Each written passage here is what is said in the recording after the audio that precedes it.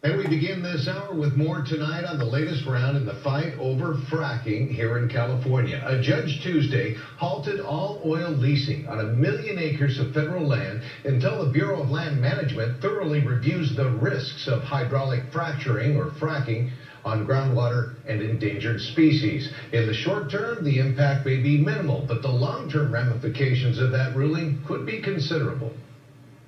A federal district judge ruled the Bureau of Land Management came up far short in its environmental assessment of the risks associated with hydraulic fracturing as it prepares to sell drilling leases on more than 1 million acres of federal land. The affected area spans the Central Valley from the crest of the Sierra Nevada to the Central Coast. A spokesman for the Center for Biological Diversity calls the ruling a massive victory for the fight against fracking. The judge has said, look, you just didn't do what you were legally required to do.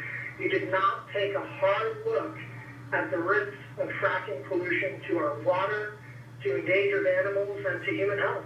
Local oil industry executive Chad Hathaway says the decision is a moot point because there is no fracking going on in California at this time. He says ultimately stopping the leases is costing all of us money.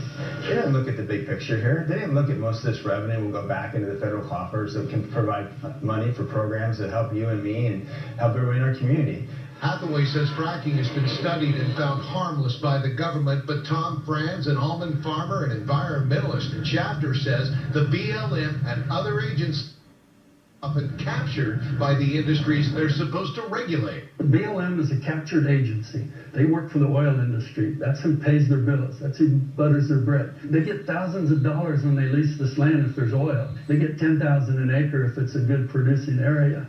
So they make millions off the oil industry.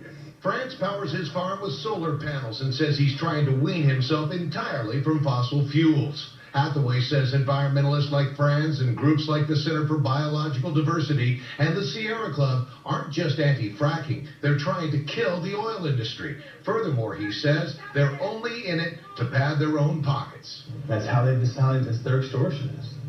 Sierra Club, same way. You got to write them a check and they go away. These people don't care about the environment. It's a manipulation game. Now, Patrick Sullivan with the Center for Biological Diversity responded to Hathaway's accusation, calling it offensive and irresponsible. He says CBD is a respected organization with a long history of fighting for clean air and water in California and receives most of its funding from its members.